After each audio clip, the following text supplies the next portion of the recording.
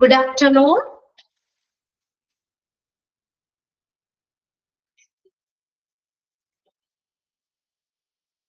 ഇവിടെ ഷെയർ ചെയ്തിരിക്കുന്ന സ്ക്രീൻ നിങ്ങൾക്ക് ഓക്കെ അല്ലേ? ക്ലിയർ ആണോ? ഷെയർ ചെയ്തിട്ടേക്കുന്നത്? യെസ്. അപ്പൊ നമ്മൾ കഴിഞ്ഞ ക്ലാസ്സിൽ ഇവിടെ വരെയായിരുന്നു പറഞ്ഞു നിർത്തിയത്. ഇന്ത്യയിലെ ഹെൽത്ത് സിസ്റ്റത്തിനെ നമുക്ക് 3 ഫേസുകളാക്കി തിരിക്കാം. ഏതെല്ലാമാണ്? Initial phase of 1947 to 1983. അതാണ് ഇനിഷ്യൽ ഫേസ് എന്ന് പറയുന്നത്. ഇനിഷ്യൽ ഫേസിൽ എന്തായിരുന്നു? ഒരു ഹെൽത്ത് പോളിസി അല്ലെ കൊണ്ടുവന്നു. The health policy was thought to be based on 2 broad principles അല്ലെ, 2 ബ്രോഡ് പ്രിൻസിപ്പിൾസിനെ, 2 വിശാലമായ തത്വങ്ങളെ ബേസ് ചെയ്തിട്ടായിരുന്നു ഹെൽത്ത് പോളിസി. എന്തൊക്കെയായിരുന്നു അവിടെ പറഞ്ഞത്? ഇനിഷ്യൽ ഫേസിൽ പറഞ്ഞ കാര്യം എന്താ? None should be denied health care because of lack of pay. അല്ലെ, പണമില്ലാത്തതിന്റെ പേരിൽ ആർക്കും ഹെൽത്ത് കെയർ നിഷേധിക്കാൻ പാടില്ല. ഡിനൈഡ് എന്ന് വെച്ചാൽ നിഷേധിക്കുക. രണ്ടാമത്തെ പോളിസി എന്തായിരുന്നു? It was the moral duty of state to provide health care to the people. അല്ലെ, എല്ലാവർക്കും ഹെൽത്ത് കെയർ കൊടുക്കണം എന്നുള്ളത് ഗവൺമെന്റിന്റെ അല്ലെ, സ്റ്റേറ്റിന്റെ മോറൽ ഡ്യൂട്ടി ആണ്. അതൊന്ന് അണ്ടർലൈൻ ചെയ്ത് വെച്ചോട്ടോ. സെക്കൻഡ്, ജനങ്ങൾക്ക് ആരോഗ്യ സംരക്ഷണം നൽകുക എന്നുള്ളത് സ്റ്റേറ്റിന്റെ മോറൽ ഡ്യൂട്ടി ആണ്. ഒന്നാമത്തെ ഫേസിലെ കാര്യമാണ് കേട്ടോ. ഇനി നോക്കിയേ, this face so moderate achievements. ഈ ഫേസിന് പുതിയ ഡെവലപ്മെന്റ്സ് ഉണ്ടായത് ഈ ഫേസിലാണ്. അതായത് ഗവൺമെന്റിനെയാണ് നമ്മൾ അവിടെ ഫോക്കസ് ചെയ്യുന്നത് ഇനിഷ്യൽ ഫേസിൽ. ഓക്കെ, ആ രണ്ടാമത്തെ പോയിന്റ് പ്രത്യേകം നോട്ട് ചെയ്ത് വെക്കുക. It was the moral duty of state to provide health care to the people. Okay, ഇനി രണ്ടാമത്തെ ഫേസ് എന്താ? ഏതായിരുന്നു? In the second phase 1983 to 2000 വരെയുള്ളത് ഇനിഷ്യൽ ഫേസ്. സെക്കൻഡ് ഫേസ് എന്ന് പറയുന്നത്. അവിടെ എന്താ നമ്മൾ സെക്കൻഡ് ഫേസിൽ ഫോക്കസ് ചെയ്തത്? നാഷണൽ ഹെൽത്ത് പോളിസി പ്രൊക്ലൈംഡ് എന്ന് വെച്ചാൽ എന്താ? വിളംബരം ചെയ്യപ്പെട്ടു. For the first time 1983. ആ ഡേറ്റ് നോക്കി വെക്കണം. നാഷണൽ ഹെൽത്ത് പോളിസി വിളംബരം ചെയ്യപ്പെട്ടത് 1983-ലാണ് അല്ലെ. അതാണ് നമ്മൾ ആ സെക്കൻഡ് ഫേസിൽ പറയുന്ന കാര്യം. അവിടെ എന്ത് ചെയ്തു? ഇവിടെ നമ്മൾ ആദ്യത്തെ ഗവൺമെന്റിന്റെ കാര്യം പറഞ്ഞത്. രണ്ടാമത്തെ സെക്കൻഡ് ഫേസ് ആയപ്പോഴത്തേക്കും അവിടെ ആരും കൂടി വന്നു? ഈ പ്രൈവറ്റ് മേഖലയെ കൂടി ഹെൽത്ത് കെയർ സിസ്റ്റത്തിൽ ഉൾപ്പെടുത്തി. അതാണ് നോട്ട് ചെയ്യേണ്ട കാര്യം. Which pronounced clearly the need to encourage private initiative in the healthcare service delivery. Underline ചെയ്ത പോയിന്റ്, പ്രൈവറ്റ് ഇനിഷ്യേറ്റീവ്സ്. എന്ത് ചെയ്തു? പ്രൈവറ്റിനെ കൂടി ആ ഹെൽത്ത് കെയർ സിസ്റ്റത്തിൽ ഉൾപ്പെടുത്തി. പ്രൈവറ്റ് ഹോസ്പിറ്റലുകൾ ധാരാളം ഉണ്ടാകാൻ തുടങ്ങി. ഏത്? സെക്കൻഡ് ഫേസിൽ പ്രൈവറ്റ് ഹോസ്പിറ്റലുകൾ ധാരാളം ഉണ്ടാകാനായിട്ട് തുടങ്ങി. ആരോഗ്യ സംരക്ഷണ വിതരണത്തില് നമ്മൾ ഈ സ്വകാര്യ സംരംഭത്തെ പ്രൈവറ്റിനെ കൂടി എന്ത് ചെയ്തു? അവിടെ ഉൾപ്പെടുത്തി. അങ്ങനെ ആ പ്രൈവറ്റിനെ കൂടി ഉൾപ്പെടുത്തിയിട്ടുള്ള അല്ലെങ്കിൽ അവരെ ആ കൂടുതൽ പ്രൈവറ്റ് മേഖലകൾ ആ സെക്കൻഡ് ഫേസിൽ വന്നു. അപ്പൊ അങ്ങനെ ഒരു അതിനെ ബേസ് ചെയ്തിട്ടുള്ള ഒരു നാഷണൽ ഹെൽത്ത് പോളിസി 1983 വിളംബരം ചെയ്യപ്പെട്ടു. അപ്പൊ രണ്ടാമത്തെ സെക്കൻഡ് ഫേസിൽ എന്താ നമ്മൾ ഫോക്കസ് ചെയ്യേണ്ടത്? Private initiative in health care service delivery. അതൊന്ന് അണ്ടർലൈൻ ചെയ്ത് വെച്ചേ. രണ്ടാമത്തേത്. ഒന്നാമത്തേത് എന്തായിരുന്നു നമ്മൾ അണ്ടർലൈൻ ചെയ്ത് വെച്ചത്? നമ്മുടെ ഗവൺമെന്റിന്റെ സ്റ്റേറ്റിന്റെ മോറൽ ഡ്യൂട്ടി ആണ് എല്ലാവർക്കും, എല്ലാ ജനങ്ങൾക്കും ഹെൽത്ത് കെയർ നൽകണം എന്നുള്ളത്. അത് ഒന്നാമത്തത്. സെക്കൻഡ് ഫേസിൽ നമ്മൾ എന്താ ഫോക്കസ് ചെയ്യേണ്ടത്? Private initiatives in health care service delivery. എന്ത് ചെയ്തു? ആ പ്രൈവറ്റ് മേഖലയെ കൂടി ഹെൽത്ത് കെയർ സിസ്റ്റത്തിൽ ഉൾപ്പെടുത്തി. Okay, the policy also intensified the access to publicly funded primary health care. എന്താ? പൊതുജന സഹായത്തോട് കൂടിയുള്ള primary health centres, primary health care, പ്രാഥമിക ആരോഗ്യ സംരക്ഷണം പ്രാപ്യമാക്കുന്നതിനും ഈ നയം തീവ്രമാക്കി. ഇന്റൻസിഫൈഡ് എന്ന് പറഞ്ഞാൽ തീവ്രമാക്കുക. The policy intensified the access to publicly funded primary health care. പൊതുജന സഹായത്തോടു കൂടിയുള്ള പ്രാഥമിക ആരോഗ്യ സംരക്ഷണം പ്രാപ്യമാക്കുന്നതിനും ഈ നയം തീവ്രമാക്കി. Facilitating expansion of health facility in rural areas through National Health Program. ഒരു കാര്യം കൂടിയുണ്ട്. എന്താണ് national health programme, NHPS underline ചെയ്തോ? ദേശീയ ആരോഗ്യ പരിപാടികള് എന്തുവഴി? നാഷണൽ ഹെൽത്ത് പ്രോഗ്രാംസ് NHPS വഴി എന്ത് ചെയ്തു? ഗ്രാമപ്രദേശങ്ങളിലെ ആരോഗ്യ സംരക്ഷണത്തിന് എന്ത് ചെയ്തു? അതിന്റെ ആ ഒരു വിപുലീകരണം വിപുലമാക്കുക, അത് സുഗമമാക്കുന്നു. ഫെസിലിറ്റേറ്റിംഗ്, സുഗമമാക്കുക. ഫെസിലിറ്റേറ്റിംഗ് എന്ന് പറഞ്ഞാൽ സുഗമമാക്കുക. Expansion of health facility in rural area. ആ റൂറൽ ഏരിയയിലെ ഗ്രാമപ്രദേശത്തെ ആരോഗ്യ സംരക്ഷണത്തിന്റെ വിതരണം അത് എന്ത് ചെയ്തു? സുഗമമാക്കി. എന്തുവഴി? Through national health programme. അപ്പൊ അത്രയും കാര്യങ്ങളാണ് രണ്ടാമത്തെ ഫേസിൽ നമ്മൾ നോട്ട് ചെയ്യേണ്ടത്. ആദ്യം നമ്മൾ പറഞ്ഞത് ഒരു ഹെൽത്ത് കെയർ പോളിസി പ്രൊക്ലൈം ചെയ്തു 1983. അവിടെ എന്താ നമ്മൾ ഫോക്കസ് ചെയ്തത്? എന്ത് ചെയ്തു? പ്രൈവറ്റ് മേഖലയെ കൂടി ഹെൽത്ത് കെയർ സർവീസ് ഡെലിവറിയിൽ ഉൾപ്പെടുത്തി. ഒന്നാമത്തേതിൽ നമ്മൾ ഇനിഷ്യൽ ഫേസിൽ ഗവൺമെന്റിനെ ഫോക്കസ് ചെയ്തു. രണ്ടാമത്തേക്ക് അവിടെ ആരും കൂടി വന്നു? സ്വകാര്യ സ്ഥാപനങ്ങള്, അല്ലെ? പ്രൈവറ്റ് മേഖലയെ കൂടി, പ്രൈവറ്റ് ഹോസ്പിറ്റലുകൾ ധാരാളം ഉണ്ടാകാൻ തുടങ്ങി സെക്കൻഡ് ഫേസിൽ. അതായത് പ്രൈവറ്റ് മേഖലയെ കൂടി ഹെൽത്ത് കെയർ സിസ്റ്റത്തിൽ ഉൾപ്പെടുത്തി. പിന്നെ അവിടെ എന്താ പറഞ്ഞേക്കുന്നത്? അത് national health programme NHPS national health programmes വഴി ഗ്രാമപ്രദേശങ്ങളിലെ ആരോഗ്യ സൗകര്യങ്ങളുടെ വിപുലീകരണം സുഗമമാക്കി. ഇനി മൂന്നാമത്തെ ഫേസ് എന്താ? പോസ്റ്റ് 2000, 2000 ശേഷമുള്ള ഘട്ടം. അതാണ് പോസ്റ്റ് 2000 എന്ന് പറയുന്നേക്കുന്നത്. തേർഡ് ഫേസ് ആണ്.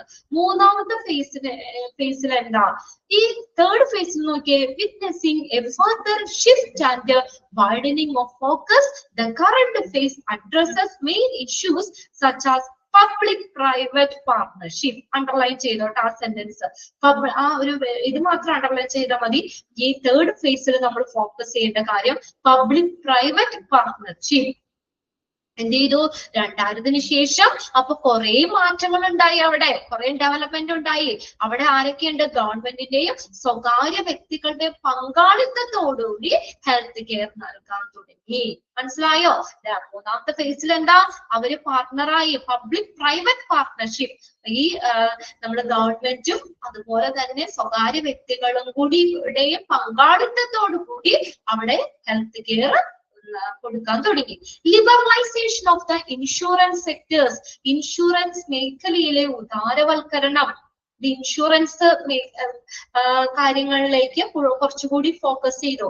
അതായത് ഗവൺമെന്റും ഇൻഷുറൻസ് കമ്പനികളും ചേർന്ന് പാവപ്പെട്ട ആളുകൾക്ക് ഇൻഷുറൻസ് സ്കീം ഏർപ്പെടുത്തി. RSBY കാർഡ് എന്നൊക്കെ കേട്ടിട്ടില്ലേ നിങ്ങള്? അതൊക്കെ തേർഡ് ഫേസിൽ വന്നതാ. എന്താ പറ്റിയത്?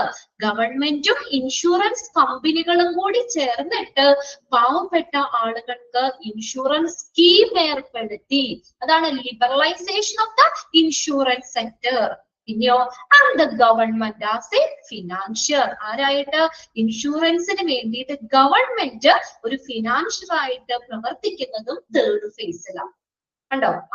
And the government as a financier. Government financier ആയിട്ട് പ്രവർത്തിക്കുന്നതും ഈ തേർഡ് ഫേസിലാണ്. എന്തിനു വേണ്ടി? ഇൻഷുറൻസിന് വേണ്ടി.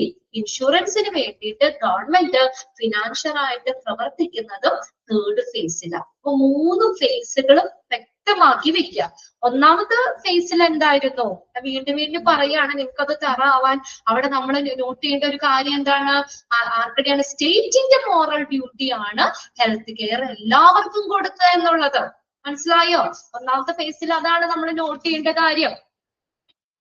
പണമില്ലാത്തതിന്റെ പേരിൽ ആർക്കും ഹെൽത്ത് കെയർ നിഷേധിക്കാൻ പാടില്ല. ആർക്കുടെ കടമയാണ്? ഗവൺമെന്റിന്റെ കടമയാണ്. എല്ലാവർക്കും ഹെൽത്ത് കെയർ നൽകണം എന്നുള്ളത് ഗവൺമെന്റിന്റെ ഉത്തരവാദിത്തമാണ്. അത് അണ്ടർലൈൻ ചെയ്തിട്ടില്ലേ? The moral duty of the state to provide health care to the people. അതാണ് ഇനിഷ്യൽ ഫേസിൽ.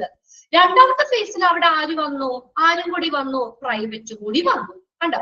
Private initiative in the health care service delivery. അതാണ് സെക്കൻഡ് ഫേസിൽ നടന്ന ഒരു വലിയൊരു കാര്യം. അവിടെ ആരും കൂടി വന്നു, ഗവൺമെന്റും കൂടി അല്ലെ, ഗവൺമെന്റിന്റെ കൂടെ ആരും കൂടി വന്നു, പ്രൈവറ്റ് മേഖലയെ കൂടി ഹെൽത്ത് കെയറിൽ ഉൾപ്പെടുത്തി. കണ്ടോ, അതാണ് പ്രൈവറ്റ് ഹോസ്പിറ്റലുകൾ ധാരാളം ഉണ്ടാകാൻ തുടങ്ങി സെക്കൻഡ് ഫേസിൽ. പിന്നെ അവിടെ എന്താ പറഞ്ഞേക്കുന്നേ, അവിടെ എന്താ പറഞ്ഞേക്കുന്ന, അവിടെ നാഷണൽ ഹെൽത്ത് പ്രോഗ്രാം വഴി എന്ത് ചെയ്തു, ഗ്രാമപ്രദേശങ്ങളിലെ ആരോഗ്യ സംരക്ഷണങ്ങളുടെ സൗകര്യങ്ങളുടെ വിപുലീകരണത്തെ സുഗമമാക്കുന്നു. അതാണ് രണ്ടാമത്തെ. മൂന്നാമത്തെ ഫേസിൽ എന്ത് ചെയ്തു, പോസ്റ്റ് 2000 ശേഷം അവിടെ 3 കാര്യങ്ങൾ പറയുന്നത് എന്താ, പബ്ലിക് പ്രൈവറ്റ് പാർട്ണർഷിപ്പ്, പിന്നെ എന്താ, liberalisation of the insurance sectors, അതായത് ഗവൺമെന്റും ഇൻഷുറൻസ് കമ്പനികളും കൂടി ചേർന്നിട്ട് പാവപ്പെട്ട ആളുകൾക്ക് ഇൻഷുറൻസ് സ്കീം ഏർപ്പെടുത്തി, RSPY കാർഡ് പോലുള്ള സ്കീമുകൾ ഏർപ്പെടുത്തി. അവിടെ ആരായിരുന്നു ഫിനാൻഷ്യർ, ആരാ, ആ ഇൻഷുറൻസിന്റെ ഫിനാൻഷ്യർ ആരായിരുന്നു, ഗവൺമെന്റ്. അത് ഗവൺമെന്റ് ആസ് എ ഫിനാൻഷ്യർ. 3 കാര്യങ്ങളും കൃത്യമായോ, നിങ്ങൾക്ക് ക്ലിയർ ആയോ? ആ 3 പോയിന്റും നോട്ട് ചെയ്യണം. അത് നമ്മുടെ തേർഡ് ഫേസിൽ പറയേണ്ട, public private partnership, liberalisation of the insurance sectors, government as a financier. Clear ആയോ 3 കാര്യങ്ങളും തേർഡ് ഫേസിലുള്ളത് 2000 ശേഷം? ഓക്കെ, ഇനി ആർക്കും സംശയമില്ലാതെ ഓക്കെ അല്ലേ? എന്നിട്ട് വേണം അടുത്ത സെക്ഷനിലേക്ക് പോകാൻ. ഞാൻ പറഞ്ഞ പോയിന്റ്സ് കൃത്യമാക്കി നോട്ട് ചെയ്ത് വെക്കുക കേട്ടോ. ആദ്യം ഗവൺമെന്റ് ആയിരുന്നു, സെക്കൻഡ് ഫേസിൽ ആരും കൂടി വന്നു, അവിടെ പ്രൈവറ്റ് കൂടി വന്നു, സ്വകാര്യ മേഖലകൾ ഹെൽത്ത് കെയറിലേക്ക് കടന്നു വന്നു, ധാരാളം പ്രൈവറ്റ് ഹോസ്പിറ്റലൊക്കെ ഉണ്ടാക്കാൻ തുടങ്ങി അവിടെ. പിന്നെ നമ്മുടെ നാഷണൽ ഹെൽത്ത് പ്രോഗ്രാം വഴി ഗ്രാമപ്രദേശങ്ങളിലേക്ക് അവരുടെ ആരോഗ്യ സൗകര്യങ്ങളുടെ ആ ഒരു വിപുലീകരണം അതുവഴി നാഷണൽ ഹെൽത്ത് പ്രോഗ്രാം വഴി സുഗമമാക്കി. അത്രയാണ് രണ്ടാമത്തെ ഫേസ്. മൂന്നാമത്തെ 2000 ശേഷം public private partnership, liberalisation of insurance, government financial ആയിട്ട് പ്രവർത്തിച്ചതും ഈ കാലഘട്ടത്തിൽ, ഈ പോസ്റ്റ് 2000. ക്ലിയർ ആണ് അല്ലെ? ഇനി നമ്മൾ നെക്സ്റ്റ് നോക്കിയേ, the health care infrastructure in rural area been develop as A 3-tier system. Underline ചെയ്തേ.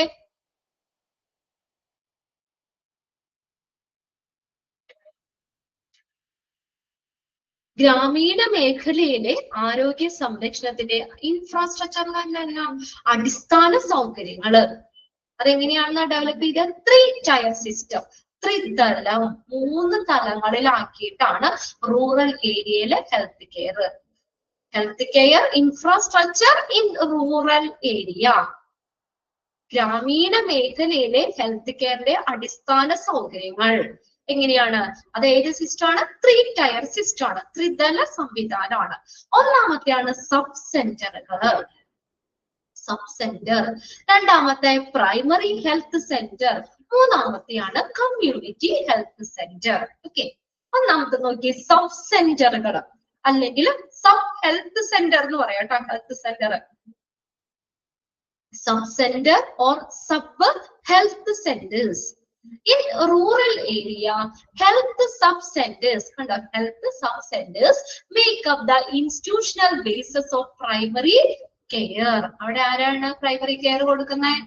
Sub centres. കണ്ടോ, ഗ്രാമപ്രദേശത്തില് ഒരു സംഘടനയുടെ അടിസ്ഥാനത്തില് പ്രൈമറി കെയർ കൊടുക്കാൻ തുടങ്ങി, ഒരു ഇൻസ്റ്റിറ്റ്യൂഷന്റെ ബേസില്. കണ്ടോ, institutional basis of primary care.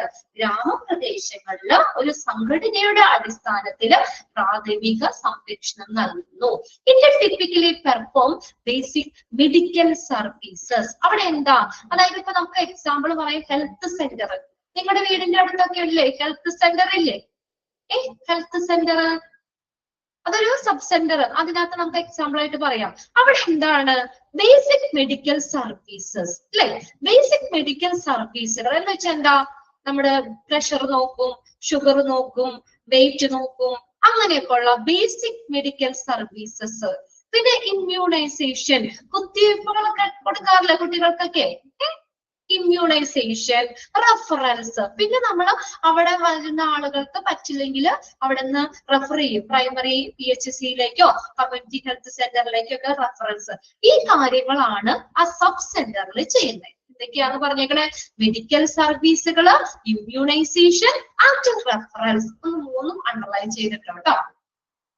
Basic medical service എന്ന് പറഞ്ഞാൽ ഇത്രയേ ഉള്ളൂ. പ്രഷർ, ഷുഗർ, പിന്നെ അല്ലാതെ വലിയ സർജറികളൊക്കെ അവിടെ ചെയ്യോ? അങ്ങനെയുള്ള ഡയഗ്നോസ്റ്റിക് ഫെസിലിറ്റി ഒന്നും അവിടെ ഇല്ല അല്ലെ.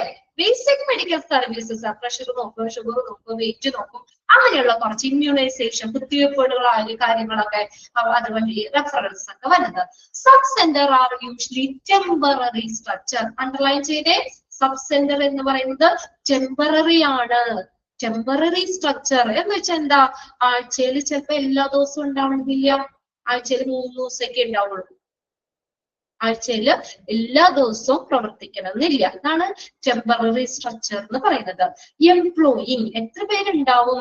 1 to 2 care workers in most location. 1-2 care workers ഉണ്ടാവുള്ളൂ, അല്ലാതെ അവിടെ കുറെ സ്റ്റാഫുകളോ കുറെ ഡോക്ടർമാരൊന്നും ഉണ്ടാവില്ല. 1 to 2, 1-2 care workers. Then each sub-center is supposed to provide indispensable for up to 5,000 individual. Underline ചെയ്തിട്ടേ, അവിടെ എത്ര ഇൻഡിവിജ്വൽസിന് വരെയാ? up to 5,000 വരെയുള്ള അത്രയും വരെയും ആളുകൾക്കാണ് അവിടെ ട്രീറ്റ്മെന്റ് കാര്യങ്ങൾ കൊടുക്കുന്നത്. Sub centre is supposed to provide indispensable for up to 5,000 individual. അത് ചോദിക്കാറുണ്ട് കേട്ടോ. സബ് സെന്റർ എത്ര വരെയാ? up to 5,000 ഇൻഡിവിജ്വലിനാണ് ട്രീറ്റ്മെന്റ് കാര്യങ്ങളൊക്കെ കൊടുക്കുന്നത്. The sub centers are complemented by community health workers under the supervision of the sub center. ഈ എന്താ പറയാ, ഈ സബ് സെന്ററുകളെ കോംപ്ലിമെന്റഡ് എന്ന് പറഞ്ഞാൽ ചേർന്ന് പോവുക. Sub centers are complemented by community health workersമായിട്ട് ചേർന്ന് പോകുന്നു. ആർക്കുടെ സൂപ്പർവിഷനില്? സബ് സെന്ററുകളുടെ സൂപ്പർവിഷനില് കമ്മ്യൂണിറ്റി ഹെൽത്ത് വർക്കേഴ്സുമായിട്ട് ചേർന്ന് പോകുന്നു. അതായത് കമ്മ്യൂണിറ്റി ഹെൽത്ത് വർക്കേഴ്സ് വരുന്നത് ആർക്കുടെ സൂപ്പർവിഷനിലാണ്? സബ് സെന്ററിന്റെ സൂപ്പർവിഷനിലാണ്. കമ്മ്യൂണിറ്റി ഹെൽത്ത് വർക്കേഴ്സ് വരുന്നത് സബ് സെന്ററുകളുടെ സൂപ്പർവിഷനിലാണ്, മേൽനോട്ടത്തിലാണ്. ഇത്രയും കാര്യങ്ങൾ നമ്മൾ പഠിച്ചു വെക്കണം. സബ് സെന്ററുകള്, sub centre example health centre, example നമുക്ക് പറയാം ഹെൽത്ത് സെന്റർ എന്ന് പറയാം അല്ലെ. ഹെൽത്ത് സെന്റർ എന്ന് കേട്ടിട്ടില്ലേ നിങ്ങള്? നമ്മുടെ അടുത്തൊക്കെ ഉണ്ടാവും ഹെൽത്ത് സെന്റർ. അത് നോക്കിയാൽ മതി. അവിടെ എന്താണ് നടക്കുന്നത്? നമുക്ക് മെഡിക്കൽ സർവീസുകള്, ഇമ്മ്യൂണൈസേഷൻ, റെഫറൻസ്, അങ്ങനെയുള്ള ബേസിക് ആയിട്ടുള്ള സർവീസുകളാണ് അവിടെ കൊടുക്കുന്നത്. പിന്നെ ടെമ്പററി സ്ട്രക്ചർ അണ്ടർലൈൻ ചെയ്തോട്ടോ. അതിന്റെ പ്രത്യേകതകളാണ് ഞാൻ പറയേണ്ട. സബ് സെന്ററിലെ ടെമ്പററി സ്ട്രക്ചർ, എംപ്ലോയി എത്ര പേരുണ്ടാവും? Employee 1 to 2 care workers, 1-2 care workers ഉണ്ടാകും. പിന്നെ അതിനകത്ത് എത്ര പേർക്ക് ട്രീറ്റ്മെന്റ് കൊടുക്കും എന്നാ പറഞ്ഞേ? up to 5,000 ഇൻഡിവിജ്വൽസിനാണ് അവിടെ ട്രീറ്റ്മെന്റ് കൊടുക്കുന്നത്. പിന്നെ എന്താണ്? സബ് സെന്ററുകളുടെ സൂപ്പർവിഷനിലാണ് community health workers. Okay, community health workers വരുന്നത് ഈ സബ് സെന്ററുകളുടെ സൂപ്പർവിഷൻ മേൽനോട്ടത്തിൽ ആണ്. ഈ സബ് സെന്റർ എന്തുമായിട്ട് ചേർന്ന് പോകുന്നു? കമ്മ്യൂണിറ്റി ഹെൽത്ത് വർക്കേഴ്സുമായിട്ട് ചേർന്ന് പോകുന്നു. സബ് സെന്ററുകളുടെ സൂപ്പർവിഷനിൽ, supervision of the sub centre, അതാണ് കമ്മ്യൂണിറ്റി ഹെൽത്ത് വർക്കേഴ്സ് വരുന്നത്. ഇത്രയും കാര്യങ്ങൾ ക്ലിയർ ആയോ? അതിന്ന് medical service, basic medical services അങ്ങനെ പറയില്ല. Basic medical services, immunisation, reference. പിന്നെ ടെമ്പററി സ്ട്രക്ചർ ആണ്. 1-2 കെയർ വർക്കേഴ്സ് അവിടെ ഉണ്ടാവുള്ളൂ.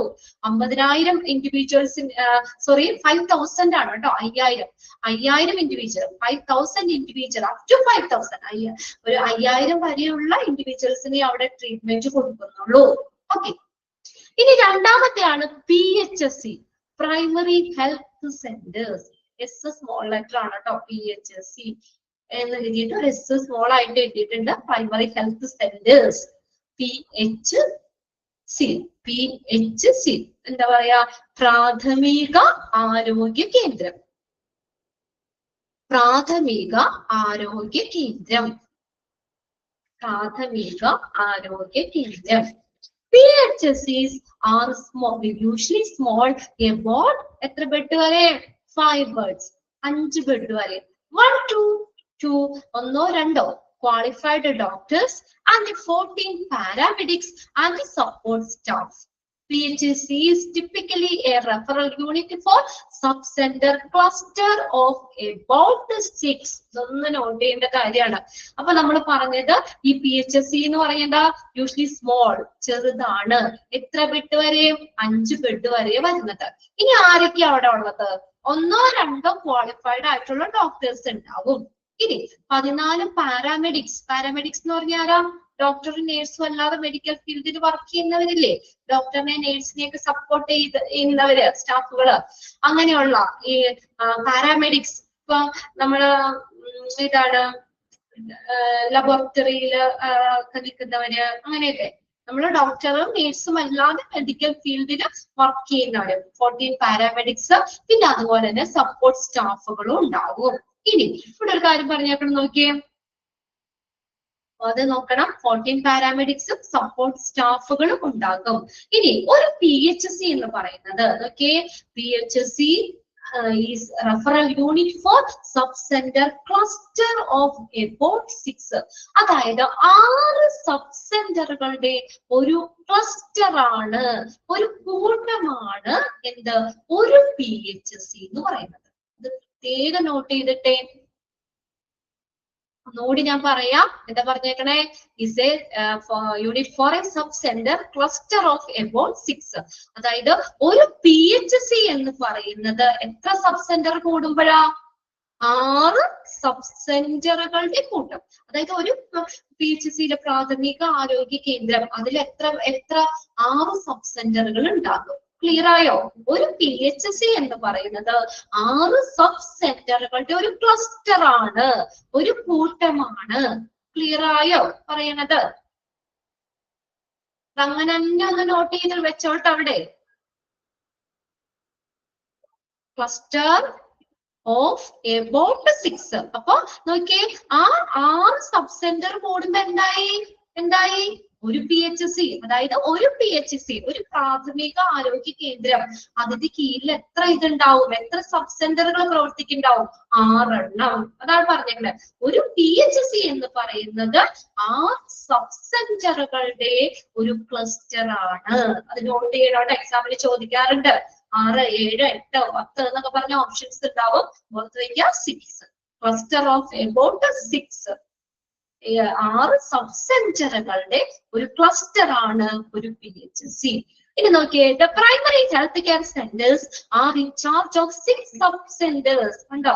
അതായത് എത്ര ഇതുണ്ട് PHCക്ക്? 6 സബ് സെന്ററുകളുടെ ചാർജ്. കണ്ടോ? 6 സബ് സെന്ററുകളുടെ ഒരു ക്ലസ്റ്റർ ആണ്. ഇനി നോക്കി അവിടെ എന്തൊക്കെയുണ്ട് നോക്കിയേ, അത് അണ്ടർലൈൻ ചെയ്തോട്ടോ. The primary health center PHC are in charge of എത്ര എണ്ണത്തിന്റെ? 6 സബ് സെന്റേഴ്സിന്റെ ചാർജ് ഉണ്ട്.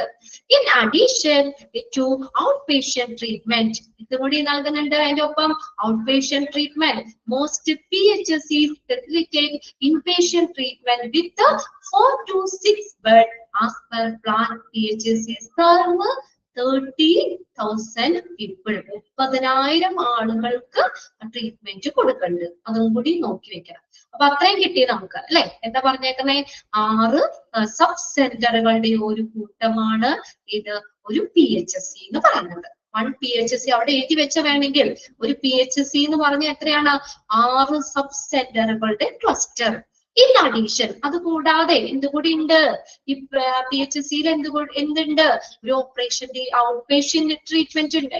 ഔട്ട്പേഷ്യന്റ് ട്രീറ്റ്മെന്റ് കൊടുക്കുന്നുണ്ട്. ഒരു OP ഉണ്ടാവും കേട്ടോ. OP ഉണ്ടാവുന്ന ഔട്ട്പേഷ്യന്റ് ട്രീറ്റ്മെന്റ്. നമുക്ക് നേരെ ചെന്ന് ഡോക്ടറെ കണ്ട് മരുന്ന് മേടിച്ച് പോരാം, അല്ലെ?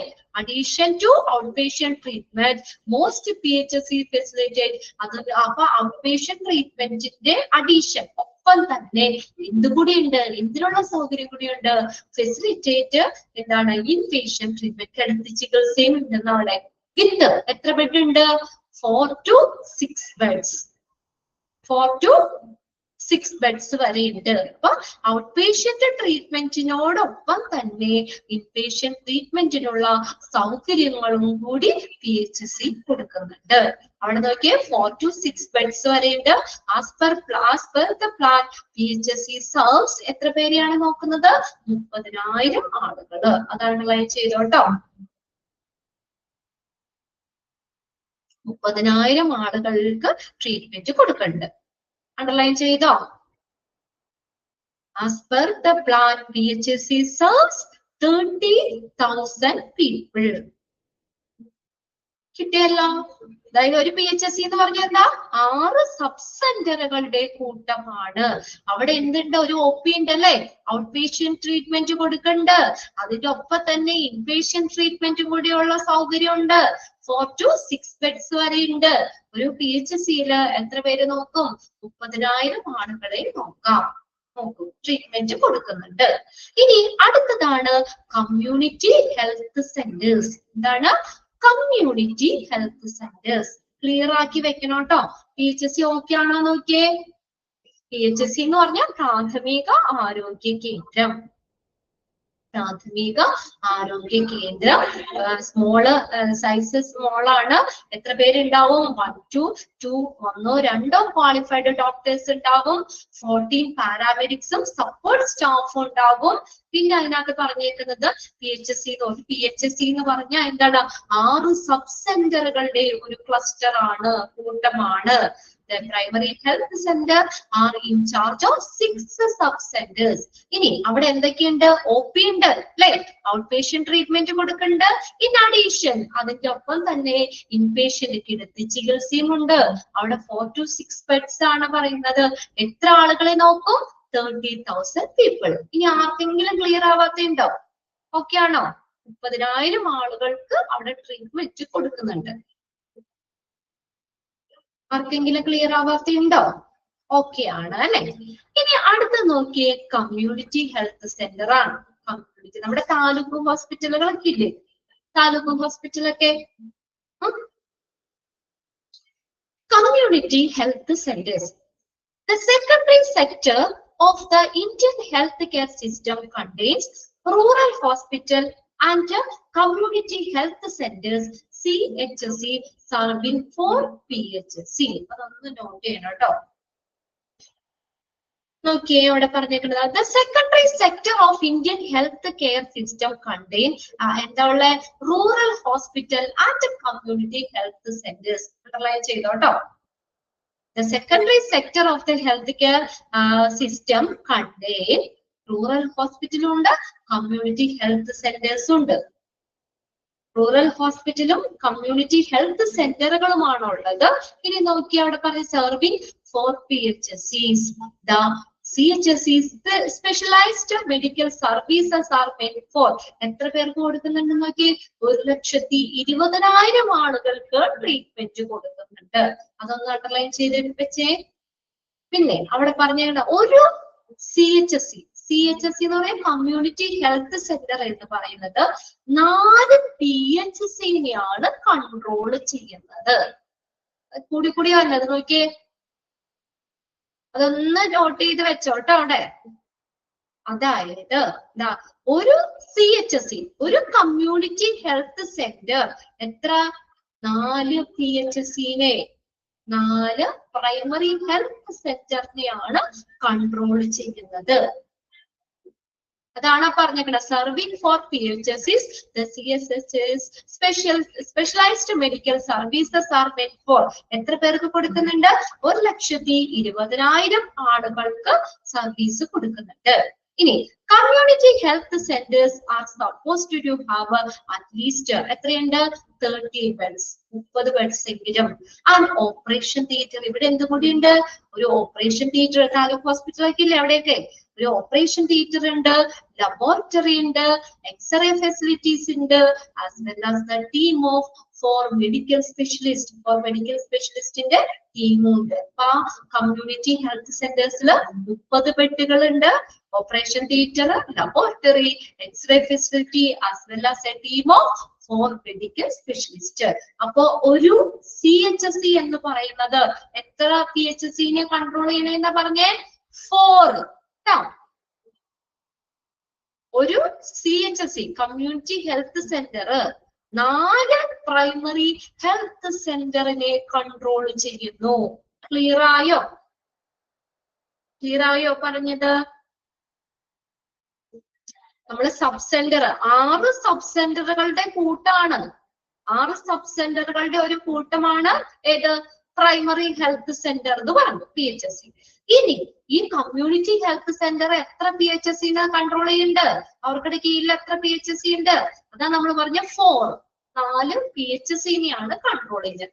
ഒരു കമ്മ്യൂണിറ്റി ഹെൽത്ത് സെന്റർ 4 PHSE-നെ കൺട്രോൾ ചെയ്യുന്നു. പറഞ്ഞ നമ്മൾ ആദ്യം സബ് സെന്റർ ഉണ്ട്, നമ്മുടെ ഹെൽത്ത് സെന്റർ ഉണ്ട്, അവിടെ ചെറിയൊരു ബേസിക് മെഡിക്കൽ സർവീസുകളും ഇമ്മ്യൂണൈസേഷൻ റെഫറൻസ് ഒക്കെ ഉള്ളൂ. അപ്പൊ അതായത് നമ്മൾ സബ് സെന്ററിൽ ചെന്ന് കഴിയുമ്പോൾ അവിടെ നമുക്ക് ട്രീറ്റ്മെന്റ് പറ്റില്ലെങ്കിൽ, അവിടെ ആവശ്യമായ പരിചരണം കിട്ടാത്തപ്പോൾ, അല്ലെങ്കിൽ അവിടെ പറ്റില്ലാതെങ്കിൽ നെക്സ്റ്റ് PHSE-യിലേക്കോ അല്ലെങ്കിൽ കമ്മ്യൂണിറ്റി ഹെൽത്ത് സെന്ററിലേക്കോ അവര് എന്ത് ചെയ്യുന്നു? റെഫർ ചെയ്യും. പിന്നെ 3 നോക്കി വെക്കുക കേട്ടോ. നമ്മൾ 3 ടയർ സിസ്റ്റം ആണ്. റൂറൽ ഏരിയയിലെ ഗ്രാമപ്രദേശത്തിലെ ഹെൽത്ത് കെയർ ഇൻഫ്രാസ്ട്രക്ചറിനെ ത്രിതലമായിട്ട് 3 ടയർ സിസ്റ്റം ആയിട്ടാണ് തിരിച്ചേക്കുന്നത്. ആദ്യം വരുന്നത് സബ് സെന്ററുകളാണ്. ഇനി അത് കഴിഞ്ഞിട്ട് പ്രൈമറി PHSE വരും, പ്രൈമറി ഹെൽത്ത് സെന്ററുകള്. അടുത്തതാണ് കമ്മ്യൂണിറ്റി ഹെൽത്ത് സെന്റേഴ്സ്. ക്ലിയർ ആണോ? ഇന്നൊന്ന് വായിച്ചു വെക്കണോട്ടോ. ഇന്ന് തന്നെ എന്തൊക്കെ കാര്യങ്ങളാണ്. ആ ലാസ്റ്റത്തേലൊന്ന് എഴുതി വെച്ചോടെ. ഞാൻ പറഞ്ഞില്ലേ, ലാസ്റ്റത്തെ പോയിന്റിൽ എഴുതിക്കോ. ഒരു CHSE ഈക്വൽ 4 PHSE-നെ കൺട്രോൾ ചെയ്യുന്നു. അങ്ങനെ നിങ്ങൾക്ക് അറിയാവുന്ന, നിങ്ങൾക്ക് മനസ്സിലാവുന്ന രീതിയിലൊന്ന് എഴുതി വെക്കാം. ഒരു CHSE-യില് 4 PHSE-നെ കൺട്രോൾ ചെയ്യുന്നു. 4 PHSE-നെ കൺട്രോൾ ചെയ്യുന്നു. ഇനി അതിന്റെ മുകളിൽ നമ്മൾ എന്താ എഴുതിയത്? ഒരു PHSE എന്ന് പറയുന്നത് എത്ര സബ് സെന്ററുകളുടെ കൂട്ടാം? 6 സബ് സെന്ററുകളുടെ കൂട്ടമാണ് ഒരു PHSE. ഇനി ആർക്കും സംശയമില്ലല്ലോ അല്ലെ? ഇന്ന് തന്നെ നോക്കി വെക്കാം. കമ്മ്യൂണിറ്റി ഹെൽത്ത് സെന്റർ എന്ന് പറയുന്നത് നമ്മുടെ താലൂക്ക് ഹോസ്പിറ്റലൊക്കെ അല്ലേ? അപ്പൊ അതിനകത്ത് നമ്മൾ എന്താ പറഞ്ഞേക്കണത്? 1,20,000 ആളുകൾക്ക് ട്രീറ്റ്മെന്റ് കൊടുക്കുന്നുണ്ട്. അതിനകത്ത് 30 ബെഡോളം ഉണ്ടാകും. ഒരു operation theatre, laboratory, x ray facility, ഇതെല്ലാരും അവിടെ ഉണ്ടാവും. As well as the team of 4 medical specialist, അവരുടെ ടീമും ഉണ്ടാവും. ഇനി നോക്കിയേ, health system infrastructure in India. Health system infrastructure first ഏറ്റവും നമ്മുടെ ഒരു എന്താ പറയാ, ഇൻഫ്രാസ്ട്രക്ചർ എന്ന് പറഞ്ഞാൽ അടിസ്ഥാന സൗകര്യങ്ങൾ. നമ്മുടെ ഇന്ത്യയിലെ ഹെൽത്ത് സിസ്റ്റം, ആരോഗ്യ സംവിധാനം, നമ്മുടെ ഇന്ത്യയിലെ ആരോഗ്യ സംവിധാനത്തിന്റെ അടിസ്ഥാന സൗകര്യങ്ങൾ എങ്ങനെയാണ്, അതിന്റെ ക്ലാസിഫിക്കേഷൻ അതാ പറഞ്ഞേക്കുന്നത്. ഒന്നാമത്തെയാണ് നാഷണൽ ലെവൽ. ബ്രാക്കറ്റ് കൊടുത്തേക്കണോ? Ministry of health and family welfare. എന്താ പറഞ്ഞേക്കണേ? ഈ നാഷണൽ ലെവൽ, അതായത് സെൻട്രൽ ഗവൺമെന്റിന്റെ കീഴില് സുപ്പീരിയർ ആയിട്ടുള്ള ഒരു ആരോഗ്യ വിഭാഗം പ്രവർത്തിക്കുന്നുണ്ട്. അതാണ് ministry of health and family welfare. അങ്ങനെ ഒരു ഡിപ്പാർട്ട്മെന്റ് ഉണ്ട്. നമ്മുടെ സെൻട്രൽ ഗവൺമെന്റിന്റെ കീഴില് അവരുടെ സുപ്പീരിയർ ആയിട്ടുള്ള ഒരു ആരോഗ്യ വിഭാഗം പ്രവർത്തിക്കുന്നുണ്ട്. അതാണ് ministry of health and family welfare. അതായത് നമ്മുടെ ഇന്ത്യ എന്ന് പറഞ്ഞ രാജ്യത്തെ ആരോഗ്യ സംവിധാനത്തിലെ എല്ലാ കാര്യങ്ങളും നടപ്പിലാക്കുന്നത് ഈ ഡിപ്പാർട്ട്മെന്റാ. നാഷണൽ ലെവലിൽ നിന്നാണ് വന്നത്. ഇപ്പൊ നമുക്ക് കോവിഡ് ഒക്കെ വന്നില്ലേ? അപ്പൊ ഈ ഇഞ്ചക്ഷനും കാര്യങ്ങളും എടുക്കണമെന്നും ഇത്ര ഡോസുകൾ ഇതൊക്കെ ആരാ തീരുമാനിക്കണ? ആരാണ്? നാഷണൽ ലെവലിൽ നിന്നാ. നമ്മുടെ ഇന്ത്യ എന്ന രാജ്യത്തിലെ എല്ലാവരുടെയും ആരോഗ്യ സംവിധാനത്തെ കുറിച്ചുള്ള എല്ലാ കാര്യങ്ങളും നടപ്പിലാക്കുന്നത് ആരാണ്? ഈ ministry of health and family welfare. അത് നാഷണൽ ലെവലാണ്. ഓക്കെ, നാഷണൽ ലെവലില് നമ്മുടെ കാര്യങ്ങള് നിയന്ത്രിക്കുന്നത്. നാഷണൽ ലെവലിൽ അവിടെ നിന്നാണ് നമുക്ക് ഓരോ ഇതിന് നമ്മുടെ സ്റ്റേറ്റിലേക്ക് ഓർഡർ വരും, അവിടെ നിന്ന് നമ്മുടെ ഡിസ്ട്രിക്റ്റിലേക്ക് വരും, അന്നല്ല അവിടുന്ന് ഗ്രാമപ്രദേശത്തിലേക്ക് വരും. അല്ലാതെ ഒരു ഗവൺമെന്റിന്റെ ഒരു ഓർഡർ നേരെ വരികയല്ല ചെയ്യുന്നത്. അതിന് ആ ഒരു പല ഒരു ലെവലുകളുണ്ട്. അപ്പൊ ആദ്യം നമ്മുടെ എന്താ പറയാ, നമ്മുടെ ഈ ministry of health and family welfare ആണ് നാഷണൽ ലെവലിലുള്ള നമ്മുടെ എല്ലാ കാര്യങ്ങളും നിയന്ത്രിക്കുന്നത്. നമ്മുടെ ഹെൽത്ത് സിസ്റ്റം ആണ് പറയുന്നത്. ഇന്ത്യ എന്ന രാജ്യത്തിലെ ആരോഗ്യ സംവിധാനം അല്ലെ, അവിടെ ആരോഗ്യത്തെ സംബന്ധിച്ച എല്ലാ കാര്യങ്ങളും നടപ്പിലാക്കുന്നത് ഏത് ഡിപ്പാർട്ട്മെന്റ് ആണ്? Ministry of health and family welfare. Clear ആയോ? നാഷണൽ ലെവലില്. ഇനി അവിടെ നിന്ന് എങ്ങോട്ട് വരും? State ലെവലിലേക്കും UTS. UTS എന്ന് പറഞ്ഞ എന്താ? സ്റ്റേറ്റിലേക്കും UTS, യൂണിയൻ ടെറിട്ടറീസ്. കേട്ടിട്ടില്ലേ? കേന്ദ്ര ഭരണ പ്രദേശങ്ങൾ. എത്രയുണ്ട് നമുക്ക്? എത്ര യൂണിയൻ ടെറിട്ടറീസ് ഉണ്ട്? കേന്ദ്ര ഭരണ പ്രദേശങ്ങള് 9 കേന്ദ്ര ഭരണ പ്രദേശങ്ങളുണ്ട്. നമ്മുടെ 9 കേന്ദ്ര ഭരണ പ്രദേശങ്ങളും സ്റ്റേറ്റിലേക്കും എവിടെന്നാ വരുന്നത്? നാഷണൽ ലെവലിൽ നിന്നാണ് ആ കാര്യങ്ങൾ വരുന്നത്. നമ്മുടെ എല്ലാ സ്റ്റേറ്റിലേക്കും നാഷണൽ ലെവലിന്റെ കീഴിൽ വരുന്നതാണ് ആര്? സ്റ്റേറ്റ് ലെവൽ എന്ന് പറയുന്നത്. അവിടെ നമ്മുടെ എല്ലാ സംസ്ഥാനങ്ങളിലേക്കും 9 കേന്ദ്ര ഭരണ പ്രദേശങ്ങളിലേക്കും ഒക്കെ ഹെൽത്ത് ഡിപ്പാർട്ട്മെന്റ് പ്രവർത്തിക്കുന്നുണ്ട് അല്ലെ? നമ്മുടെ ഓരോ സ്റ്റേറ്റിലുണ്ട് ഹെൽത്ത് ഡിപ്പാർട്ട്മെന്റ്. അതെല്ലാനും ഏതിന്റെ കീഴിൽ വരുന്ന? Ministry of health and family welfare എന്ന് പറഞ്ഞേക്കുന്നത്. നമ്മുടെ സ്റ്റേറ്റിന്റെ ആരോഗ്യമന്ത്രി ആരാ? അറിയോ?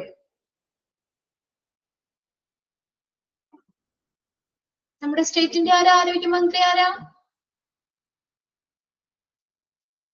വീണ ജോർജ് അല്ലെ? കേരളത്തിലെ ആരോഗ്യമന്ത്രി ആരാ? വീണ ജോർജ് ആണ്. അപ്പൊ അവിടെ ഈ നാഷണൽ ലെവലിൽ നിന്ന് വരുന്ന കാര്യങ്ങള് എങ്ങോട്ട് വരും? നാഷണൽ ലെവലിൽ ആരാണ് ഹെഡ് എന്ന് പറയുന്നത്? Ministry of health and family welfare. അവരാണ് ആ ഒരു ഡിപ്പാർട്ട്മെന്റ് ആണ് നമ്മുടെ ഇന്ത്യ എന്ന രാജ്യത്തിലെ ആരോഗ്യ സംരക്ഷണത്തെ കുറിച്ചുള്ള എല്ലാ കാര്യങ്ങളും നടപ്പിലാക്കുന്നത്. അവിടെ എടുക്കുന്ന തീരുമാനം എങ്ങോട്ട് വരും? നേരെ സ്റ്റേറ്റ് ലെവലിലേക്കും യൂണിയൻ ടെറിട്ടറീസിലേക്കും വരും. നമ്മുടെ ഇന്ത്യയിലെ എല്ലാ സ്റ്റേറ്റിലേക്കും 9 കേന്ദ്ര ഭരണ പ്രദേശങ്ങളുണ്ട്. അങ്ങോട്ടേക്കും ആ നാഷണൽ ലെവലിൽ എടുക്കുന്ന തീരുമാനം വരും. നമ്മുടെ ആരാന്ന് പറഞ്ഞേ? കേരളത്തിലെ ആരോഗ്യമന്ത്രി ആരാ? വീണ ജോർജ് അല്ലെ? അപ്പൊ അവിടെ കേരളത്തിന്റെ സ്റ്റേറ്റ് ലെവലിലേക്ക് വരും ആ തീരുമാനം. ആ സ്റ്റേറ്റ് ലെവലിൽ നിന്ന് എങ്ങോട്ട് വരും? നേരെ ഡിസ്ട്രിക്ട് ലെവലിലേക്ക്. ഓരോ ഡിസ്ട്രിക്ട് ലെവലിലേക്ക് വരും സ്റ്റേറ്റ് ലെവലിൽ നിന്ന്. അപ്പൊ വീണ ജോർജ് ആരോഗ്യമന്ത്രി അവിടെ ആ സ്റ്റേറ്റ് ലെവലിലും ഒക്കെ വരുന്ന തീരുമാനങ്ങൾ നേരെ എങ്ങോട്ടേക്ക് ആക്കും? നമ്മുടെ ഓരോ ഡിസ്ട്രിക്റ്റിലേക്കും അല്ലെ? നമ്മുടെ ഓരോ ഡിസ്ട്രിക്റ്റിലേക്കും വരും. നമ്മുടെ 14 ജില്ലകളിലേക്കും ആ ഒരു തീരുമാനം വരികയാണ്. ഡിസ്ട്രിക്ട് ലെവലിൽ വരും. ഡിസ്ട്രിക്ട് ലെവലിലേക്ക് അവിടെ നിന്ന് നിർദ്ദേശങ്ങൾ പോകുന്നു. നമ്മുടെ എറണാകുളം, കാക്കനാട് അവിടെ കളക്ടറേറ്റിലേക്ക് ഡിസ്ട്രിക്റ്റിലേക്ക് വരികയാണ്. റൂറൽ ഏരിയ അവിടെ ആ ഡിസ്ട്രിക്ട് ലെവലിലേക്ക് ആ തീരുമാനം വരും. ഇപ്പൊ വാക്സിന് ഇഞ്ചക്ഷൻ എടുക്കുന്ന കാര്യം നേരെ ഇങ്ങോട്ട് വരികയല്ല. കണ്ടോ? ആദ്യം ministry of health and family welfare ഒരു തീരുമാനം എടുക്കും. അത് നേരെ സ്റ്റേറ്റിലേക്ക് വരും. സ്റ്റേറ്റ് ലെവലിലേക്ക് വരും. സ്റ്റേറ്റ് ലെവലിൽ നിന്ന് നമ്മുടെ ഓരോ ഡിസ്ട്രിക്ട് ലെവലിലേക്ക് വരും. ആ ഡിസ്ട്രിക്ട് ലെവലിലുള്ള എടുക്കുന്ന തീരുമാനങ്ങൾ എങ്ങോട്ടേക്ക് വരും? നമ്മുടെ ഗ്രാമപ്രദേശ റൂറൽ ഏരിയയിലേക്ക് വരും. അടുത്തത് അർബൻ ഏരിയയിലേക്ക് വരും. അത് രണ്ടായിട്ട് ഡിവൈഡ് ചെയ്തേക്കണേ. ഡിസ്ട്രിക്റ്റിലെ റൂറലും അർബൻ ഏരിയ അല്ലേ? അവിടെ അർബൻ ഏരിയ നോക്കിയ ഹോസ്പിറ്റലുകളും ഡിസ്പെൻസറീസിൽ വരും. നമ്മുടെ റൂറൽ ഏരിയയിലേക്ക് വരും. അവിടെ റൂറൽ ഏരിയയിൽ നമ്മൾ 3 പഠിച്ചു വെച്ചില്ലേ? ഇൻഫ്രാസ്ട്രക്ചർ. ഇങ്ങോട്ടേക്ക് റൂറൽ ഏരിയയിൽ എങ്ങനെയൊക്കെ പോകും? CHSയിലേക്ക്, PHSയിലേക്ക്, സബ് സെന്ററിലേക്ക് ആരോഗ്യ തീരുമാനങ്ങള്, ഹെൽത്ത് ഇത് നമ്മൾ എന്താണ് എടുക്കണെന്നുള്ള തീരുമാനങ്ങളും വരും. അങ്ങനെ നമ്മുടെ റൂറൽ ഏരിയയിലേക്ക് CHSE, PHSE, സബ് സെന്ററിലേക്ക് എത്തും. അല്ലെ? അങ്ങനെയാണ് നമുക്ക് ഓരോ കാര്യങ്ങളും ഈ ആരോഗ്യ സംവിധാനങ്ങൾ ഓരോ കാര്യങ്ങളും നിർദ്ദേശം നമുക്ക് കിട്ടുന്നത്. അല്ലാതെ നേരെ നമുക്ക് അവിടെ കേന്ദ്രത്തിൽ നിന്ന് എന്താ സെൻട്രൽ ഗവൺമെന്റ് നേരെ നമ്മുടെ ഓരോ എന്താ പറയാ നമ്മുടെ ഹെൽത്ത് സെന്ററിലേക്ക് അല്ല കൊടുക്കുന്നത്. കണ്ടോ, അവിടെ നാഷണൽ ലെവലിൽ എടുക്കുന്ന തീരുമാനം എങ്ങോട്ട് വരും? സ്റ്റേറ്റിലേക്ക് വരും, യൂണിയൻ ടെറിട്ടറീസിലേക്ക് വരും. അവിടെ നിന്ന് നമ്മൾ ഓരോ ഡിസ്ട്രിക്റ്റിലേക്ക് വരും, ഡിസ്ട്രിക്ട് ലെവലിൽ വരും. ആ ഡിസ്ട്രിക്ട് ലെവലിൽ നിന്നാണ് ആ റൂറൽ ഏരിയയിലേക്കും അർബൻ ഏരിയയിലേക്കും ആ ഒരു നിർദ്ദേശങ്ങൾ എത്തുന്നത്. ഇന്ന പോലെ ചെയ്യണം, ഇത്ര വാക്സിൻസ് ഉണ്ട്, അല്ലെങ്കിൽ ഇങ്ങനെ എടുക്കണം, ഇത്ര ഇതാന്നൊക്കെ പറഞ്ഞുകൊണ്ടുള്ള ആ ഹെൽത്ത് ആരോഗ്യവുമായി ബന്ധപ്പെട്ടിട്ടുള്ള എല്ലാ നിർദ്ദേശങ്ങളും ഡിസ്ട്രിക്ട് ലെവലിൽ നിന്ന് റൂറൽ ഏരിയയിലേക്കും അർബൻ ഏരിയയിലേക്കും പോകുന്നു. റൂറൽ ഏരിയ നോക്കിയേ CHSE, PHSE സബ് സെന്ററിലേക്കും എത്തും. ക്ലിയർ ആയോ എന്ന് നോക്കിയേ. CHSE എന്താ നമ്മൾ പറഞ്ഞില്ലേ? Community health centre. PHSE primary health centres. അതൊക്കെ ചോദിക്കാം കേട്ടോ, ഓരോന്ന് എന്താണ് ഉള്ളത്. ക്ലിയർ ആയോ നോക്കിയൊന്ന്.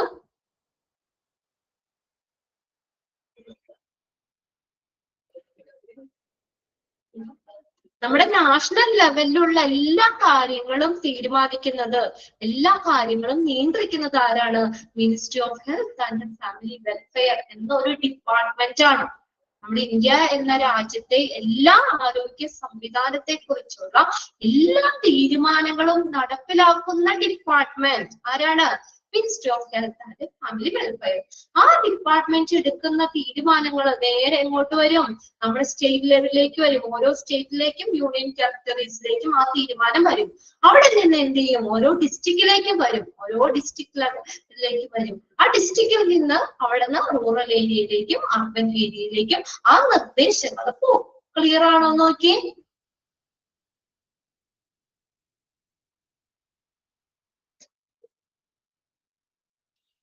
അപ്പൊ അതിനകത്ത് ഇൻഫ്രാസ്ട്രക്ചറിന്റെ ഫസ്റ്റ് ലെവൽ ഏതാണെന്ന് ചോദിക്കാം. ഏറ്റവും ടോപ്പിൽ ആരെ നിൽക്കുന്നേ? നാഷണൽ ലെവൽ ആണല്ലേ, അതായത് ministry of health and family welfare ആണ് ഏറ്റവും ടോപ്പിൽ നിൽക്കുന്നത്. രണ്ടാമത്തെ സ്റ്റേറ്റ് ലെവല്, പിന്നെയാണ് ഡിസ്ട്രിക്റ്റിലേക്ക് വരുന്നത്. ഡിസ്ട്രിക്റ്റിലേക്ക് വന്നാലും രണ്ടായിട്ട് ഡിവൈഡ് ചെയ്തിട്ടുണ്ട്. റൂറൽ ഏരിയ ഉണ്ട്, അർബൻ ഏരിയയും ഉണ്ട്. ക്ലിയർ ആയോ എല്ലാവർക്കും?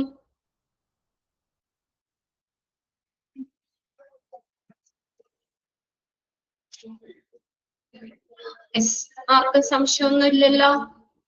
ഓക്കെ അല്ലേ? ഇനി നോക്കി ഹോസ്പിറ്റൽ ഫങ്ഷൻസ്. ഹോസ്പിറ്റലിലെ പ്രവർത്തനങ്ങൾ. നമ്മുടെ ഹോസ്പിറ്റലിലെ പ്രവർത്തനങ്ങൾ നമുക്ക് രണ്ട് രീതിയിൽ നമുക്ക് ഡിവൈഡ് ചെയ്യാം. We divided into two. Hospital function നോക്കിയേ, ഇൻട്രാമ്യൂറൽ ഫങ്ഷൻ ഉണ്ട്, എക്സ്ട്രാമ്യൂറൽ ഫങ്ഷനും ഉണ്ട്. ഏതൊക്കെയാണ്? Intramural, extramural. എന്തൊക്കെയുണ്ട്? ഹോസ്പിറ്റൽ ഫങ്ഷൻസ് ഇൻട്രാമ്യൂറൽ ഫങ്ഷൻസ് ഉണ്ട്, എക്സ്ട്രാമ്യൂറൽ ഫങ്ഷൻസ് ഉണ്ട്. ഇൻട്രാമ്യൂറൽ എന്ന് പറഞ്ഞാൽ എന്താ? പേരിന്ന് തന്നെ അറിയാലോ, service within the wall of the hospital. എന്താ പറഞ്ഞേക്കുന്നേ? Service within the wall of the hospital. ഹോസ്പിറ്റലിന്റെ അകത്തുള്ള സർവീസ്, അതാണ് ഇത് ഇൻട്രാമ്യൂറൽ ഫങ്ഷൻ. കിട്ടിയോ? ഹോസ്പിറ്റലിന് അകത്ത് സർവീസ് കൊടുക്കുന്നതാണ് ഇൻട്രാമ്യൂറൽ ഫങ്ഷൻസ്. ഇൻട്രാമ്യൂറൽ എന്ന് പറയാം. ക്ലിയർ ആയി നോക്കി. Service within the wall of the hospital is called എന്ത് പറയാ? ഇൻട്രാമ്യൂറൽ. അപ്പൊ എക്സ്ട്രാമ്യൂറൽ എങ്ങനെയാ? Service outside the wall of the hospital. ഹോസ്പിറ്റലിന് പുറത്ത് കൊടുക്കുന്ന സർവീസ് ആണ് extramural service function. extramural service. Service outside the wall of the hospital. Inside ആ within ആണെങ്കിൽ intra. പേരിന്ന് അറിയാലോ, ഇന്നുള്ളത് അകത്ത്. Then outside പുറമേ ആണെങ്കിൽ extramural. അത് രണ്ടും മനസ്സിലാക്കി വെക്കാം. ഇനി അടുത്തതാണ് ഇൻട്രാമ്യൂറൽ ഫങ്ഷൻസ്. അതിനകത്ത് വരുന്ന കാര്യങ്ങൾ ഇൻട്രാമ്യൂറൽ ഫങ്ഷൻസ് നോക്കിയാൽ റിട്രോഗ്രേറ്റീവ് എന്ന് പറഞ്ഞു കഴിഞ്ഞാല് റീസ്റ്റോറേറ്റീവ് ആണ്. RESTORATIVE. റീസ്റ്റോറേറ്റീവ് എന്ന് പറഞ്ഞാൽ എന്താ? പുനഃസ്ഥാപിക്കുന്ന അല്ലെങ്കിൽ വീണ്ടെടുത്ത് നൽകുന്ന. പുനഃസ്ഥാപിക്കുന്ന അല്ലെങ്കിൽ വീണ്ടെടുത്ത് നൽകുന്ന. റീസ്റ്റോറേറ്റീവ്. RESTORATIVE. റീസ്റ്റോറേറ്റീവ് എന്ന് പറഞ്ഞാൽ എന്താണ്?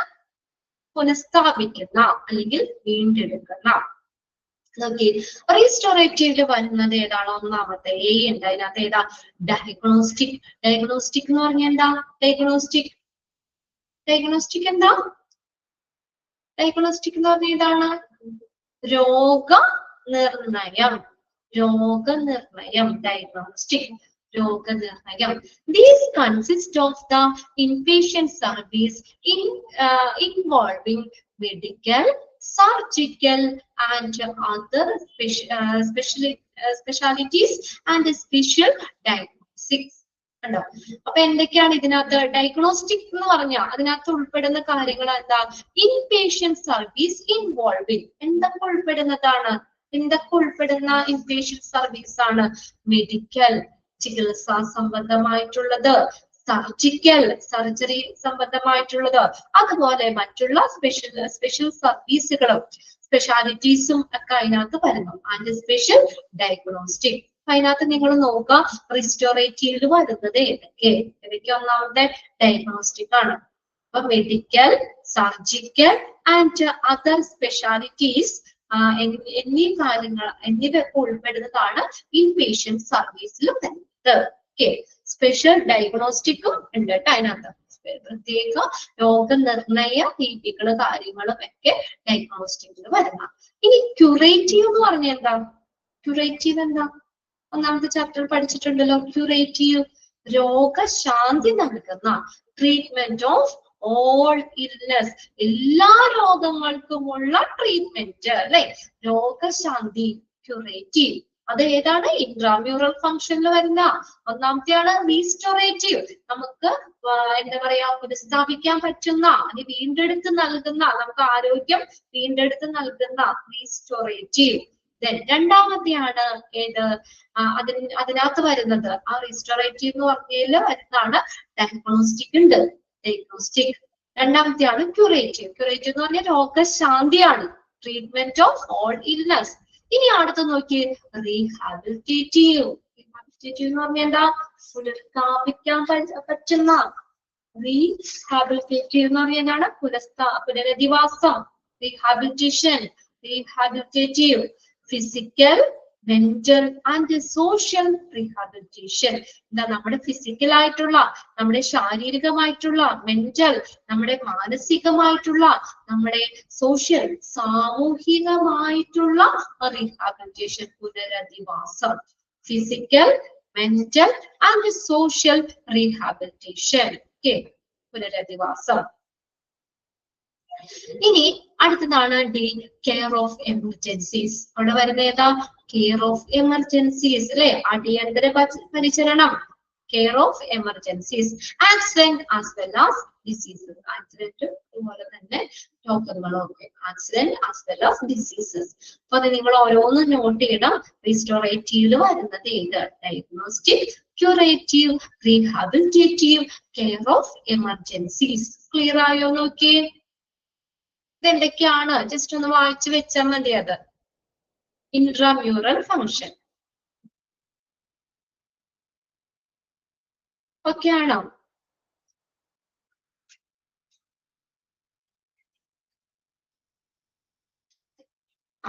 ഇനി നോക്കിയേ, അവിടെ പ്രിവെന്റീവ്. പ്രിവെന്റീവ് എന്ന് പറഞ്ഞാൽ എന്താ? പ്രതിരോധിക്കുന്ന അല്ലെ. പ്രതിരോധം. വെരി ഗുഡ് അശ്വതിയുടെ. പ്രതിരോധിക്കുന്ന preventive. Supervision of normal pregnancies and child birth അല്ലെ. നോർമൽ പ്രഗ്നൻസി, ചൈൽഡ് ബർത്ത്, ഇതിന്റെയൊക്കെ മേൽനോട്ടം പ്രിവെന്റീവ് ആണ് കേട്ടോ. അപ്പൊ അതിനകത്ത് പ്രിവെന്റീവില് വന്നത് ഏതാന്ന് ചോദിക്കാം നമുക്ക്. എന്തൊക്കെയാ? Supervision of normal pregnancies and child birth ഉണ്ടോ. അടുത്ത് നോക്കിയേ, supervision of normal growth and development of the children. Supervision എന്ന് പറഞ്ഞാൽ എന്താ? മേൽനോട്ടം of normal growth and development. Normal growth, വളർച്ചയും വികസനവും ഡെവലപ്മെന്റും of children. Then control of communicable diseases, prevention of prolonged illness, control of communicable diseases. Communicable disease എന്ന് പറഞ്ഞാൽ എന്താ? പകരുന്നല്ലേ സാംക്രമിക രോഗങ്ങൾ, spread from one person to another, ഒരാളിൽ നിന്ന് മറ്റൊരാളിലേക്ക് സ്പ്രെഡ് ചെയ്യുന്ന സാംക്രമിക രോഗങ്ങളുടെ നിയന്ത്രണം. ആൻഡ് അതുപോലെ എന്താ പ്രിവെൻഷൻ ഓഫ് പ്രൊലോങ്ഡ് ഇൽനെസ്. എന്താ പ്രൊലോങ്ഡ് എന്ന് പറഞ്ഞാൽ എന്താ, ദീർഘനാള് നീണ്ടു നിൽക്കുന്ന അസുഖങ്ങളെ തടയല്, ഇതിന്റെയൊക്കെ control. Communicable diseases and prevention of, prevent ചെയ്യാന്ന് വെച്ചാൽ തടയുക. പ്രൊലോങ്ഡ് ഇൽനെസ്, ദീർഘനാള് നീണ്ടു നിൽക്കുന്ന അസുഖങ്ങളെയൊക്കെ തടയല്. അടുത്ത നോക്കിയ എന്താണ്, ചൈൽഡ് എഡ്യൂക്കേഷൻ, കുട്ടികൾക്കുള്ള എഡ്യൂക്കേഷൻ കൊടുക്കുന്നു. അതായത് ഹെൽത്തുമായിട്ടൊക്കെ ബന്ധപ്പെട്ടിട്ട് കുട്ടികൾക്കുള്ള എഡ്യൂക്കേഷൻ. ഹെൽത്ത് എഡ്യൂക്കേഷൻ കുട്ടികൾക്ക് അല്ല, എന്താ പറയാ, ഹെൽത്ത് എഡ്യൂക്കേഷൻ എല്ലാവർക്കും, പേഷ്യൻസിനും എല്ലാവർക്കും ഒരു ഹെൽത്ത് എഡ്യൂക്കേഷൻ നൽകുന്നു. പിന്നെ അടുത്തതാണ് ഓക്യുപേഷൻ, അവരുടെ എന്താണ് ജോലിയുടെ ഇതായിട്ട് ഇതെല്ലാം ഏതാ പ്രിവെന്റീവില് വരുന്നതാണ്. പ്രിവെന്റീവ് എന്ന് പറഞ്ഞാൽ പ്രതിരോധം, തൊഴില്, ഓക്യുപേഷൻ. അതിനകത്ത് പ്രിവെന്റീവില് വരുന്ന ഏതാ, നമ്മള് നോർമൽ പ്രഗ്നൻസി, ചൈൽഡ് ബർത്ത്, ഇതിന്റെയൊക്കെ മേൽനോട്ടം, normal growth and development of children, അതിന്റെ ഒരു മേൽനോട്ടം, control of communicable diseases and prevention, prevent ചെയ്യുന്ന തടയുക ഓഫ് പ്രൊലോങ്ഡ് ഇൽനെസ്, ദീർഘനാള് നീണ്ടു നിൽക്കുന്ന രോഗങ്ങള്. പിന്നെ അടുത്താണ് ഹെൽത്ത് എഡ്യൂക്കേഷനും ഓക്യുപേഷനും. ഇനി അടുത്തത് മൂന്നാമത്തെയാണ് എഡ്യൂക്കേഷൻ എന്ന് പറയുന്നത്. എഡ്യൂക്കേഷൻ ഹോസ്പിറ്റലിന്റെ മറ്റൊരു ഡ്യൂട്ടിയാണ് എല്ലാവർക്കും എഡ്യൂക്കേഷൻ കൊടുക്കുക, ഹെൽത്ത് എഡ്യൂക്കേഷൻ കൊടുക്കുക എന്നുള്ളത്. ഓക്കെ, ആർക്കൊക്കെയാണ് ആ എഡ്യൂക്കേഷൻ വന്നത്, മെഡിക്കൽ അണ്ടർ ഗ്രാജുവേറ്റ്സ് ഉണ്ട്, അവർക്ക് എഡ്യൂക്കേഷൻ കൊടുക്കാം. മെഡിക്കൽ അണ്ടർ ഗ്രാജുവേറ്റ്സ് എഡ്യൂക്കേഷൻ കൊടുക്കുക. Specialist and post graduate, PG കഴിഞ്ഞവര് അല്ലെ, MBBS കഴിഞ്ഞ് PG എടുക്കുന്ന ആളുകളൊക്കെ അല്ലെ, സ്പെഷ്യലിസ്റ്റുകള് MBBS ഒക്കെ കഴിഞ്ഞിട്ട് PG എടുക്കുന്ന പോസ്റ്റ് ഗ്രാജുവേറ്റ്സ്, അവർക്കുള്ള എഡ്യൂക്കേഷൻ. നേഴ്സസ് ആൻഡ് മിഡ്വൈഫ്സ്, നേഴ്സസിന് മിഡ്വൈഫ്സിന് ഒക്കെ കൊടുക്കുന്ന education. Medical and social workers, medical social വർക്കേഴ്സിനൊക്കെ കൊടുക്കുന്ന മെഡിക്കൽ സോഷ്യൽ വർക്കേഴ്സ്, അവർക്കൊക്കെ എന്ത് ചെയ്യുന്നു, അവർക്കൊക്കെ ട്രെയിനിങ് കൊടുക്കുന്നു. അടുത്ത് നോക്കിയേ, പാരാമെഡിക്കൽ സ്റ്റാഫ്, ആർക്കാണ്, പാരാമെഡിക്കൽ സ്റ്റാഫിന് എന്ത് കൊടുക്കും, ഈ എഡ്യൂക്കേഷൻ കൊടുക്കുന്നു. പാരാമെഡിക്കൽ സ്റ്റാഫ് എന്ന് പറഞ്ഞാൽ ആരാ, പാരാമെഡിക്കൽ ആരാ, നമ്മൾ ആദ്യം പറഞ്ഞില്ലേ, ഹെൽത്ത് കെയർ വർക്കേഴ്സ് തന്നെയാണ്. Clinical services to patient under the supervision of physician, ഫിസിഷ്യന്റെ മേൽനോട്ടത്തില് ഏതാണ്, പേഷ്യൻസിന് ഒരു ക്ലിനിക്കൽ സർവീസുകൾ പ്രൊവൈഡ് ചെയ്യുന്നവരാണ് പാരാമെഡിക്കൽ സ്റ്റാഫ്. അവർക്കുള്ള എഡ്യൂക്കേഷൻ കൊടുക്കുന്നു. പിന്നെ എന്താണ്, കമ്മ്യൂണിറ്റി, നമ്മുടെ സമൂഹത്തിന് ഹെൽത്ത് എഡ്യൂക്കേഷൻ കൊടുക്കുന്നു. പൊതുജനങ്ങൾക്ക് ഫാർമസിസ്റ്റ് ഒക്കെ വരാം കേട്ടോ, ശരിയാണ്, പാരാമെഡിക്കൽ സ്റ്റാഫുകൾ. ഓക്കെ, അപ്പൊ നമുക്ക് എന്താ പറയാ, പൊതുജനങ്ങൾക്ക് എന്ത് ചെയ്യുന്നു, ആരോഗ്യ വിദ്യാഭ്യാസം നൽകുന്നു. ഇത് മനസ്സിലായോ നിങ്ങൾക്ക്?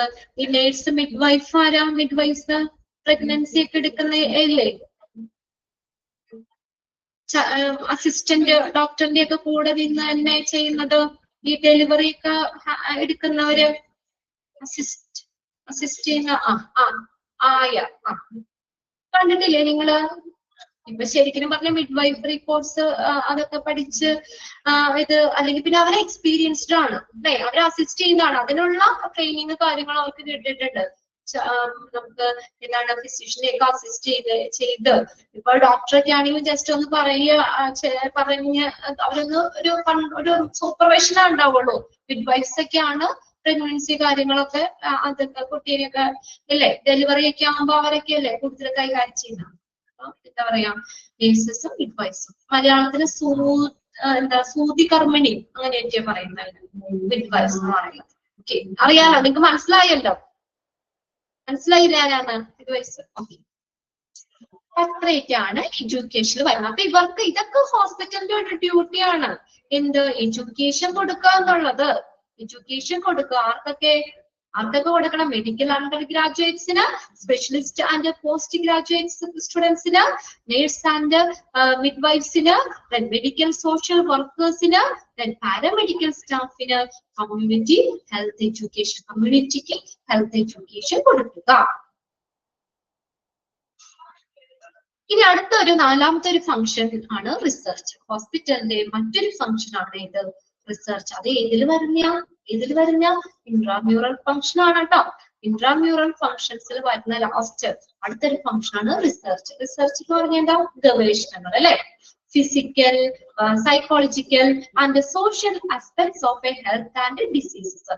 ഒരു രോഗത്തിന്റെ മരുന്നുകളും ഇതൊക്കെ കണ്ടുപിടിക്കാനുള്ള അല്ലെ, കണ്ടുപിടിച്ച് അതിനുള്ള വാക്സിൻസ് കാര്യങ്ങളൊക്കെ ഫിസിക്കൽ ആയിട്ടുള്ള, ശാരീരികമായിട്ടുള്ള, psychological and social aspects of A health and disease. രോഗത്തിന്റെ അതുപോലെ ആരോഗ്യത്തിന്റെ അങ്ങനെയുള്ള സോഷ്യൽ സൈക്കോളജിക്കൽ വശങ്ങള്, അങ്ങനെയുള്ള ഫിസിക്കൽ ആയിട്ടുള്ള കാര്യങ്ങളിലെ ഗവേഷണങ്ങള്.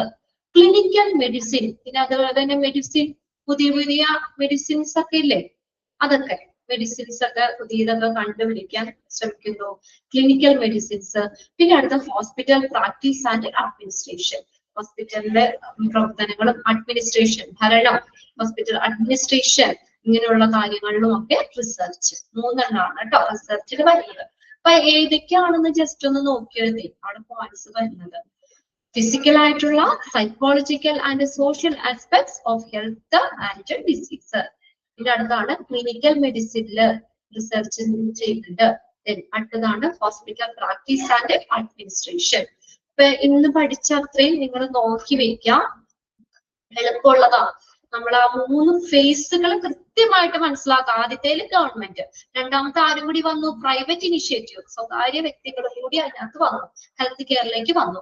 മൂന്നാമത്തേല് 3 കാര്യമാണ്, പബ്ലിക് പ്രൈവറ്റ് പാർട്ട്ണർഷിപ്പ്, പിന്നെ അടുത്ത ലിബറലൈസേഷൻ, ഇൻഷുറൻസ് വന്നു, പിന്നെ അതുപോലെ തന്നെ ഗവൺമെന്റ് ആണ് അവിടെ ഫിനാൻഷ്യൽ ആയിട്ട് പ്രവർത്തിച്ചത്.